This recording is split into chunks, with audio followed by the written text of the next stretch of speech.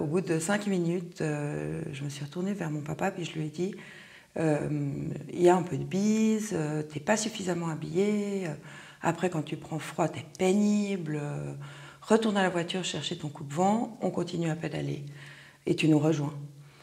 Chose qu'il a faite, il est allé à la voiture prendre son coupe-vent, puis on a vu passer au loin ambulance, police, police, ambulance. Et puis là, mes enfants me disent, passe quoi? Moi, je me suis dit, ben voilà, il y a un incident dans le village. Jusqu'à ce que je vois sur mon téléphone Mam, je décroche, puis elle me fait, c'est affreux. Je suis remontée à la surface, j'ai commencé à goûter à nouveau à ces sensations de plaisir. Et là, je me suis dit, mais j'ai tellement peur de retomber, il faut que je parte au plus loin de ça. Et c'est ce qui m'a fait pendant quelques mois être un peu trop up, un peu presque dans ce que pourrait être une personne bipolaire, sans l'être clairement, parce que je n'avais pas du tout ce diagnostic.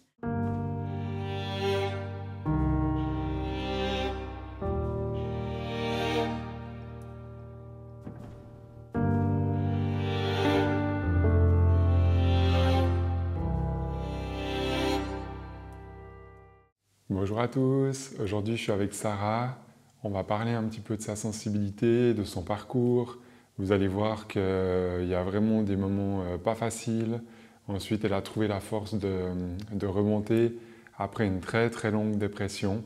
Je pense qu'elle a un parcours qui est très inspirant et ça peut vraiment donner de l'espoir pour pas mal de personnes qui sont malheureusement dans ce genre de situation. Pour commencer, tu me disais que tu avais perdu ton papa lors d'une randonnée familiale. Oui. Est-ce que tu peux nous raconter un petit peu comment ça s'est passé?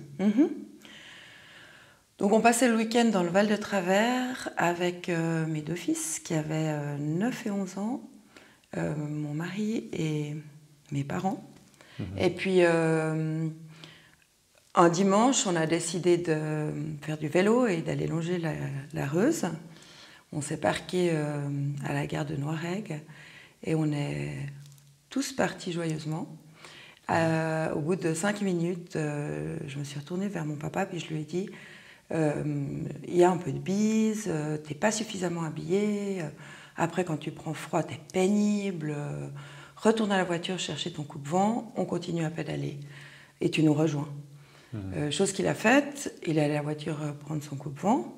Et ensuite, il était un peu distrait, il était pressé de nous rejoindre. Il a emprunté un sentier le long des rails et au moment où il a traversé les rails, le train partait de la gare. Donc nous, on était à peut-être 300-500 mètres de là. Et puis voilà, il ne revenait pas. Ma maman a fait demi-tour pour aller à sa rencontre. Puis pas de nouvelles, donc mon mari a fait également demi-tour, et puis moi je pédalais avec les enfants, puis on a vu passer au loin ambulance, police, police, ambulance. Et puis là, mes enfants me disent passe quoi? Moi je me suis dit ben voilà, il y a un incident dans le village. Jusqu'à ce que je vois sur mon téléphone Mam, je décroche, puis elle me fait c'est affreux.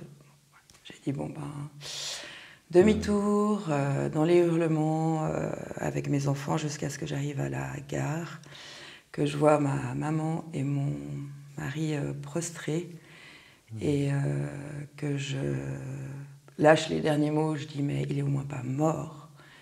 Oui, il est mort. Et là je suis partie dans une crise de décompensation très violente et puis tout a commencé là. Ouais. Donc 6 mois à m'occuper de ma maman de manière intensive parce qu'elle était vraiment en fusion avec mon papa. Et quand ma maman a commencé à s'envoler, à aller mieux, c'est des angoisses envahissantes qui se sont emparées de moi, de plus en plus violentes, qui m'ont fait dégringoler jusqu'au plus profond de la noirceur. Si je comprends bien, tu t'es senti coupable de lui avoir parlé juste avant d'aller chercher, c'est ça? C'est une vaste question.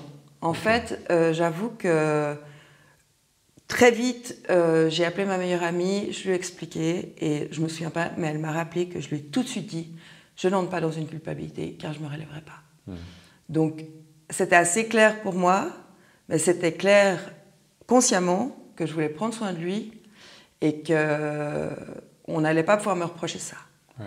Mais inconsciemment, j'ai toujours refoulé cette possibilité et j'ai quand même toujours eu une petite voix. J'étais OK avec moi sur 95% du propos. Je tenais à mon papa, j'ai voulu prendre soin de lui, je lui ai proposé de retourner à la voiture. Et j'avais une petite voix qui ne cessait de me dire « Certes, mais tu lui aurais pas dit ces dernières paroles, il serait là aujourd'hui. » Donc, après, j'ai vraiment dû regarder ça avec ma psychiatre. Et j'ai même pas encore fini, après 9 ans, de complètement déconstruire tout ce que mon inconscient m'a formulé. Et voilà.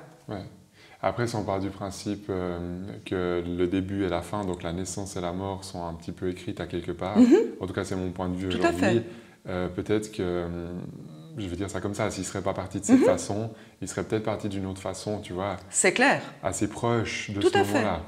Fait. Et à la fois, on avait des discours où on savait que c'était un homme qui ne voulait pas se voir vieillir, quelqu'un de très dynamique, de sportif, qui ne supportait pas d'être diminué. Et il nous avait même fait la remarque qu'il avait quelques amis qui étaient morts de mort violente, dont un ami qui avait fait une chute de montagne, mais il était vraiment, voilà, il était tombé, il était mort. Et il nous l'avait dit, moi j'aimerais partir comme ça. Donc c'était juste. Mais après, ce que notre cerveau et notre inconscient nous fait vivre ou subir, ça c'est en delà de... C'est plus dans nos mains, quoi. Et c'est là que tu commences un grand parcours avec une profonde dépression, j'imagine quelques temps après. C'est ça, donc 6 mois après le décès de mon papa, je commence à avoir ces angoisses envahissantes, de pire en pire, première psychiatre, première médication, des gens pas adaptés. Cette psychiatre, c'était pas du tout quelqu'un de compétent, maintenant que j'en ai rencontré beaucoup. Et sa médication non plus. Alors, elle m'a suggéré une première hospitalisation. Là, je dis toujours qu'une première hospitalisation, c'est quand même c'est mettre un genou à terre, parce que se dire je vais aller en hôpital psychiatrique avant qu'on soit avant qu'on entre dans ce monde de la psychiatrie, si on n'y connaît rien puis qu'on apprend que quelqu'un est allé en hôpital psychiatrique, on se dit waouh quand même, hein.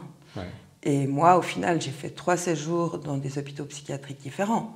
Donc, mais ma première croyance, c'était allez, je me fais hospitaliser, je le fais pour mes enfants, parce que je vais guérir.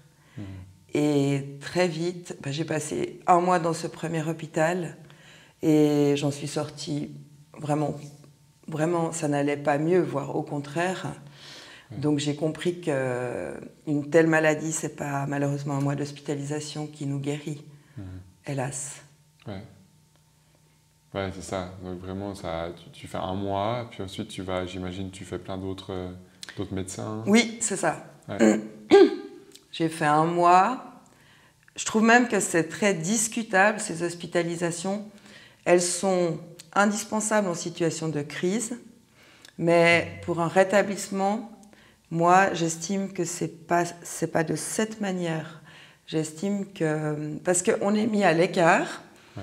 Donc pendant 1 mois, j'étais à l'écart de mon foyer, de mes proches. Donc j'avais plus à cuisiner, à gérer la lessive, les tâches domestiques, etc. J'étais sous cloche, avec un psychiatre qui m'était attribué, avec lequel je ne m'entendais pas, donc le psychiatre de l'hôpital qui s'occupait de moi, qui j'estime, mais s'est moqué de moi.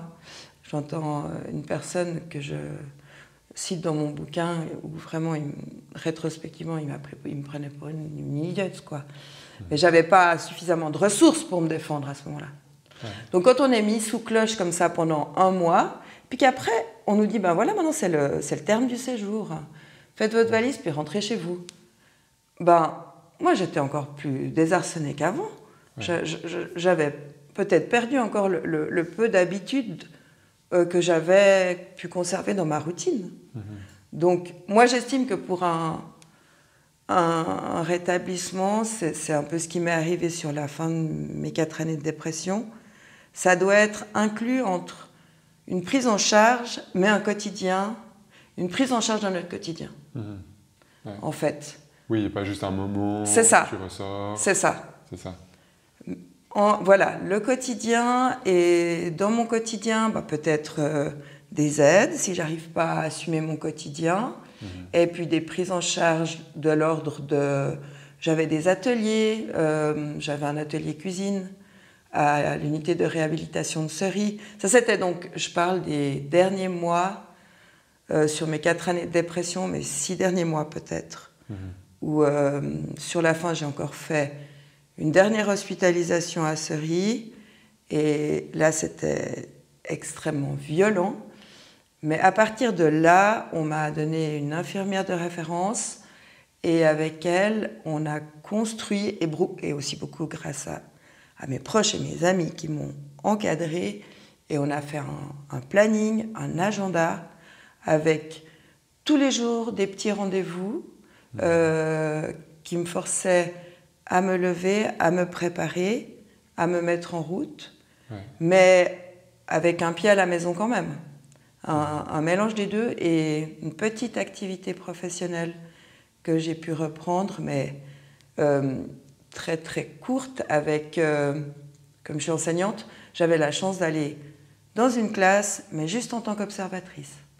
Et ça me remettait juste un pied dans le milieu, alors que j'étais persuadée que plus jamais je n'exercerais ce métier. J'avais mon dossier à l'AI qui était ouvert, j'avais une prise en charge par l'AI, mais grâce à ces différentes aides et une médication et un suivi psychiatrique, bien entendu, en parallèle aussi. Tu es remontée gentiment. Gentiment, je suis remontée. Ouais.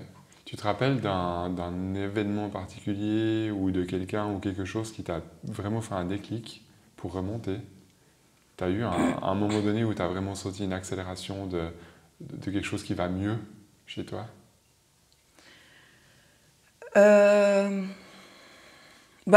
Ce qui est marrant, c'est que, entre guillemets, c'est que quand on est atteint de cette maladie, et de manière aussi violente que la mienne, tout ce qui est de l'ordre du beau, du bon, du drôle, on ne perçoit plus. On ne perçoit plus ces émotions-là.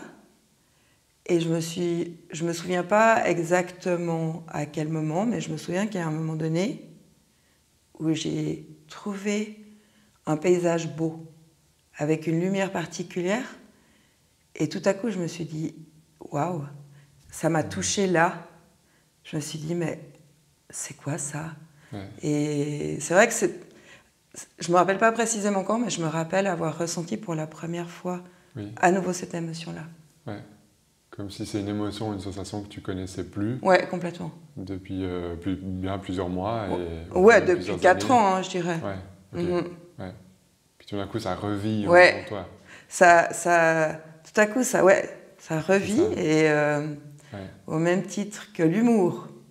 J'en avais gardé un peu, mais des franches rigolades, non, quoi.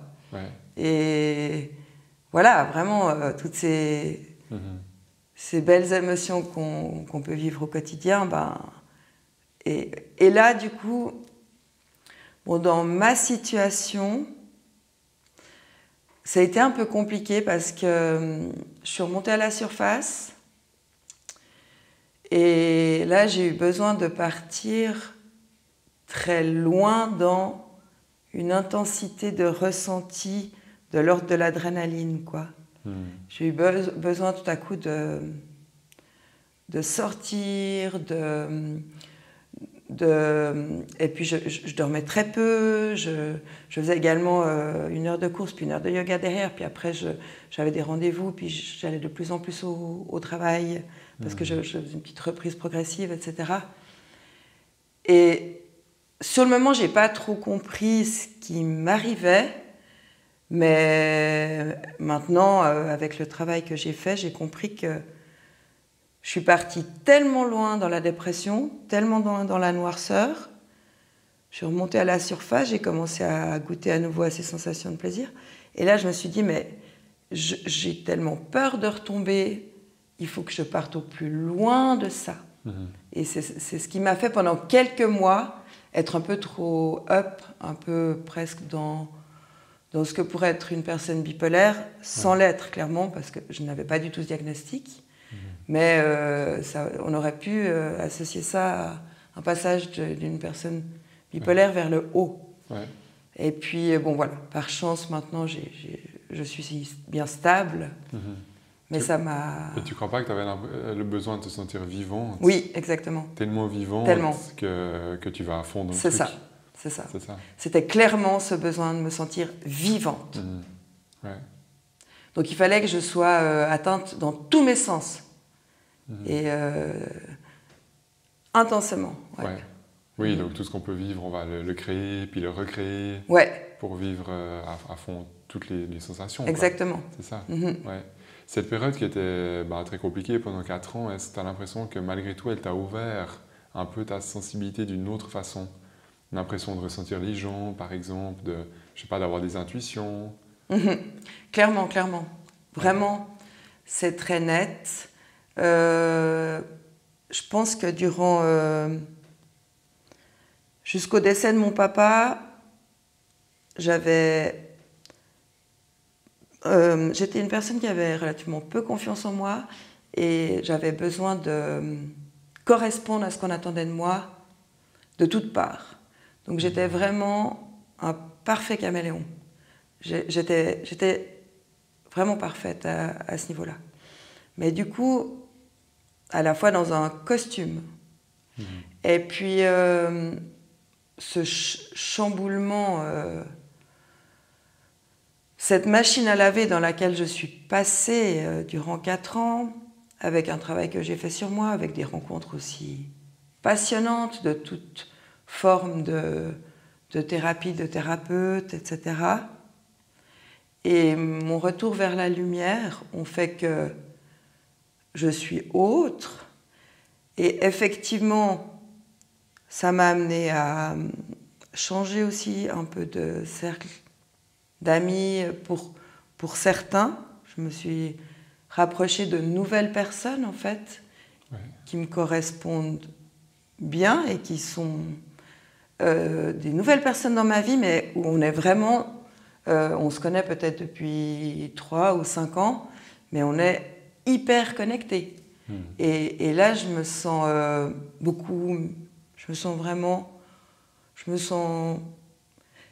c'est un peu dur de dire je me sens mieux parce que je me sentais pas mal dans ma vie d'avant et j'ai aimé ma vie d'avant. Mais je me sens beaucoup plus authentique, sincère et alignée avec ce que je suis aujourd'hui, au point que, effectivement, alors au niveau sensibilité, j'ai l'impression que c'est hyper ouvert et que je reçois beaucoup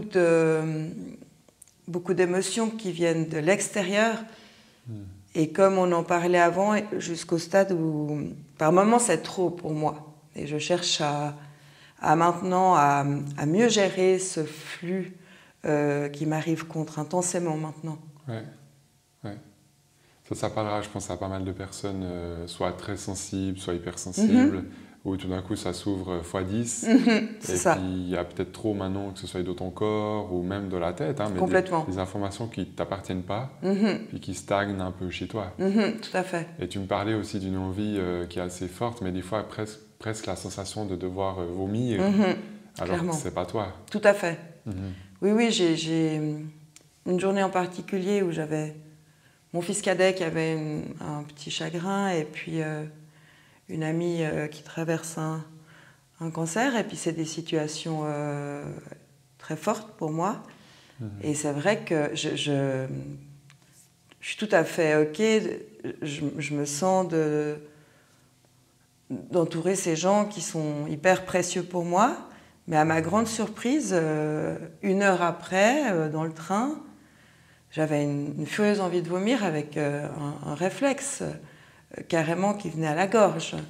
Et c'était pas la première fois que ça m'arrivait. Et quand c'est à ce point, là, je me dis c'est trop, quoi. Il faut que je trouve aussi un moyen de me protéger un peu. J'ai encore pas... C'est une recherche, là, en ce moment, dans ma vie. Oui, ouais.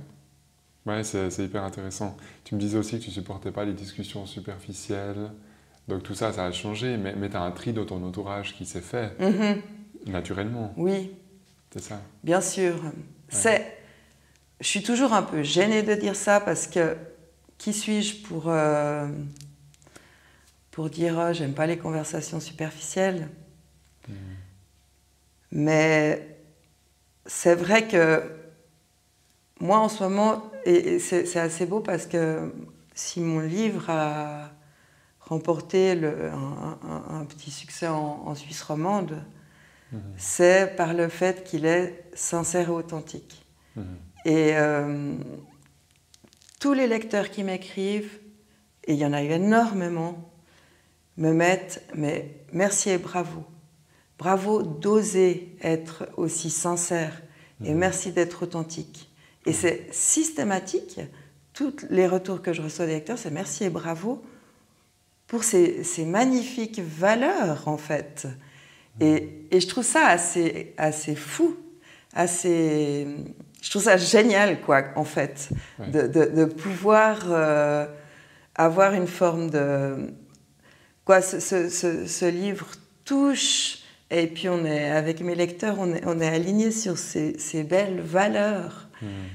Donc, oui, les gens rient aussi un peu, mes amis proches parfois se moquent un peu de moi par justement mon côté tellement sincère et authentique, où du coup parfois je peux aussi parler de ma vie, de certains aspects de ma vie que d'autres aborderaient pas, par pudeur ou autre, où moi j'y vais un peu comme ça, et ça fait parfois un peu l'hilarité, mais ça fait un côté très spontané chez moi, aussi comme ça. Donc c'est vrai que j'ai plus envie de passer des heures à parler de la météo et du Covid. Ouais, ça fait partie de ton histoire. Puis pour moi, d'une certaine ouverture spirituelle, on peut appeler ça comme on veut, mais il y a quelque chose dans le cœur qui s'ouvre différemment. Oui, tout à fait. Ça t'amène un peu dans une autre ambiance, dans une autre énergie. Oui, vraiment. Au quotidien. Oui. C'est ça. Oui, oui. En parlant de ton livre, tu l'as écrit spontanément, tu me disais que c'était un petit peu comme moi, tu t'es réveillé un matin puis tu as eu ce besoin d'écrire. Oui, alors en fait, c'est dans un premier temps, l'accident, en fait, j'avais un réflexe de me repasser l'accident en entier dans ma tête. C'était vraiment très important pour moi. Sur des moments d'évasion comme ça, de rêverie, depuis le premier moment, tac, on a quitté la voiture, tac, tac, tac, j'ai dit ça à mon père, tac, il s'est passé ça, téléphone, maman, retour. Et ça faisait 5 ans, 6 ans que je fonctionnais comme ça. Et à un moment donné, ma mémoire me faisait un peu défaut. Il commençait à me manquer des petits morceaux. Et puis j'ai eu tout à coup une conviction que si je commençais à oublier cet accident, je finirais par oublier mon papa. Une espèce de drôle de lien, quoi. Et puis ça faisait déjà un moment qu'on me disait, mais dépose ça, dépose ça. Malade, il était impossible pour moi de tenir un stylo et d'aligner 2 mots. Mais quand j'ai commencé à aller mieux, il y a le confinement qui s'est offert à moi. Et là, je me suis sentie vraiment... C'était mûr. Ouais. Donc, c'était le moment de prendre mon stylo et de déposer ça sur des feuilles blanches, au recto, uniquement, comme je fais tout le temps avec un porte-mine. Mais en mettant face au papier, je n'ai pas pu déposer l'accident, c'était encore trop violent. Donc, j'étais là, le processus était lancé. Donc, je me suis dit, je vais décrire ma dernière hospitalisation à Seri. Parce que ça, c'était violent aussi, et j'ai besoin de le poser. Et comme je dis, tout était gravé en moi, je n'étais que vecteur, et c'est parti, c'était des 10 pages à l'heure, jusqu'à ce que j'en fasse très facilement 300, et par chapitre. Donc c'était des chapitres.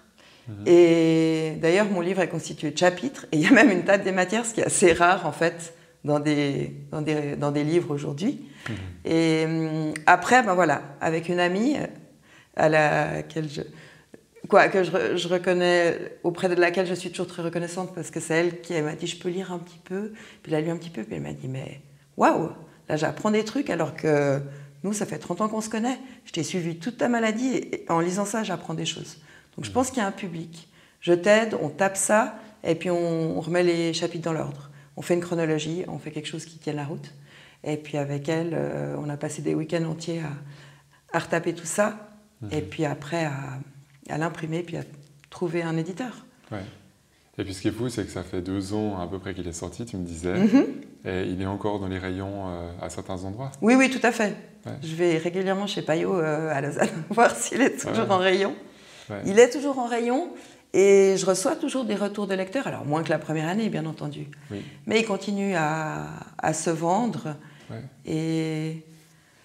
Ton explication à ça, c'est que tu as l'impression que c'est un livre qui est facile à lire, de ce que tu entends. Oui. C'est aussi un sujet un petit peu de niche, si on peut dire comme ça. Tout à fait. C'est ça Oui, je pense que effectivement, je pense que si on veut, en tout cas les libraires, s'ils ont des clients qui cherchent un ouvrage qui vulgarise la dépression, qui n'est pas un ouvrage médical, compliqué à lire. Donc ça, c'est facile à lire parce qu'il est écrit comme je parle, et puis c'est le ressenti précis d'une personne atteinte de cette maladie, atteinte violemment de cette maladie. Donc oui, les libraires le conseillent, je pense que... Après, je sais que j'ai eu des retours d'enseignants, autant à l'UNI qu'à l'école de la Source, qui le conseillent aussi à leurs étudiants, parce que c'est vrai que mon récit est facile à lire, agréable à lire, et amène quand même beaucoup d'éléments de compréhension de cette maladie. Et je pense que le fait qu'il ait été écrit directement par toi, déjà il y a le courage de l'écrire, c'est pas juste une théorie ou une supposition, c'est ce que toi tu as senti tout au long du parcours. C'est ça, complètement. Ouais. C'est vrai que c'est pas quelqu'un qui raconterait voilà, comme un praticien de la santé qui parlerait de son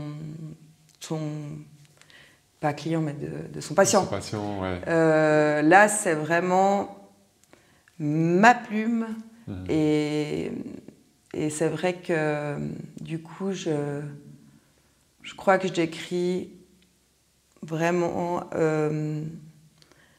précisément la douleur. Et puis c'est important pour moi qu'on entende à quel point c'est une douleur d'une intensité qu'on ne peut pas imaginer. Parce que c'est, à nouveau, moi je l'appelle la maladie de l'âme, on la voit nulle part sur nous. Il n'empêche qu'on vit une souffrance, mais qui est peut-être à la hauteur d'une opération violente. Je ne sais pas, mais on ne peut pas comparer, mais c'est vraiment... On doit tenir compte de ça par rapport aux personnes qui sont là-dedans, à quel point.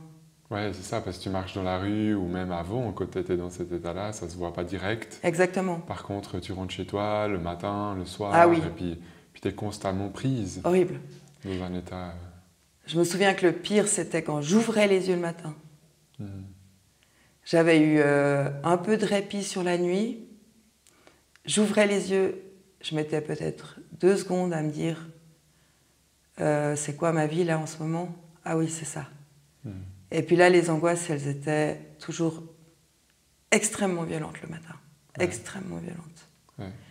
Après, ça se calme un petit peu. Ça se calmait un peu. J'aurais envie de dire que sur la fin de journée, c'était un peu mieux.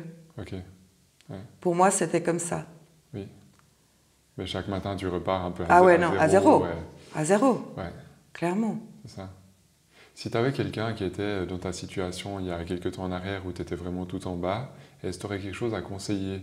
Est-ce qu'il y a un truc qui t'a vraiment aidé? Le point de départ, en fait, de ta guérison. parfois, on me dit, mais tu es une ressuscitée, on t'avait enterré déjà quand tu étais au plus profond de ta maladie. Quelle est ta clé? Je comprends, hein, il y a des gens qui aimeraient ma recette, qui me disent, c'est quoi ta recette? Ô combien j'aurais été moi-même désireuse d'avoir ça lorsque j'étais malade. Et puis, ce que j'expliquais là, c'est que j'arrive pas à définir précisément à quel moment j'ai décollé. Mais vraiment, j'ai tapé à toutes les portes possibles et imaginables durant ma maladie. Je suis partie autant à travers des perfusions de kétamine proposées par un psychiatre, donc sous une forme bien entendu assistée, oui. Que des soins par mon beau-frère chaman et tout autre, une forme de chimie au quotidien, un suivi psychiatrique, des stages de développement personnel, et j'en passe. Donc, est-ce que tout ce travail que j'ai fait en amont, au bout d'un moment, est arrivé à maturité? Et puis, ça m'a aidée. Je sais que mon psychiatre, dans la médication qu'il me proposait, à un moment donné, m'a rajouté une molécule qui est un médicament contre Parkinson, mais un vieux médicament, mais qui a comme effet de doper la dopamine. Et il semblerait que, au moment où on l'a introduit dans ma médication, ça a un petit peu aidé. Je dirais que l'organisation vraiment idéale de mon quotidien, faite grâce à une infirmière de référence et mes proches, où j'avais tous les jours un petit rendez-vous, autant professionnel, ça pouvait être un café avec des amis, ça pouvait être un atelier cuisine à Seri, tout ce cadre qui était soutenant et vraiment soutenant, mais pas de l'ordre d'une hospitalisation où on est mis à l'écart, c'est-à-dire soutenant mais dans le mouvement, avec cette possibilité de reprendre un petit pourcentage de mon travail d'enseignante, mais d'abord en tant qu'observatrice, puis à donner quelques coups de main dans la classe, puis ma collègue qui me dit « Allez, je te laisse enseigner une petite séquence », etc.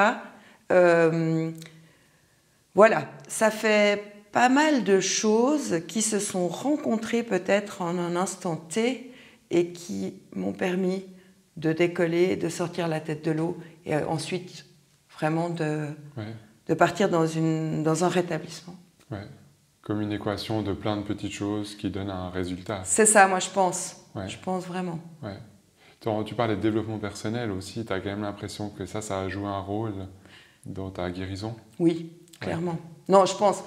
Et d'ailleurs, j'ose parler de médication parce que je trouve qu'elle a parfois mauvaise presse et on sait que certains patients peuvent prendre beaucoup de poids, que ça peut nous mettre dans des états comme si on était dans un brouillard. J'ai connu tout ça. Trouver une médication qui nous convient, c'est hyper compliqué. C'est des dosages, c'est des recoupements de molécules. Ouais.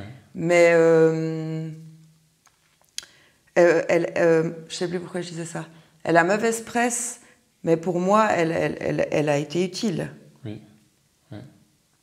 Ouais, c'est ça, de ne pas être complètement contre. Oui. Ça peut être, moi j'appelle ça un peu une béquille. Oui, oui, c'était ça que je voulais dire. Et elle doit être toujours couplée d'un suivi psychiatrique, d'un travail sur soi. Oui, c'était ta question, c'était le développement personnel, le travail sur soi, à quel point ça aide. C'est indispensable. Ouais. C'est indispensable. Ouais. Et un psychiatre qui prescrirait une médication sans un suivi psychiatrique derrière, c'est pas professionnel à mon goût. Ouais. On doit faire un travail sur soi, on doit déconstruire pour reconstruire. C'est ça. Et pour moi, c'était une évidence. On peut pas juste avaler des molécules. Non, ça n'a aucun sens. D'accord. Ouais. Non, ça n'a aucun sens. Ouais. Ouais. Écoute, en tout cas, merci beaucoup pour ton partage. Merci à toi, avec plaisir.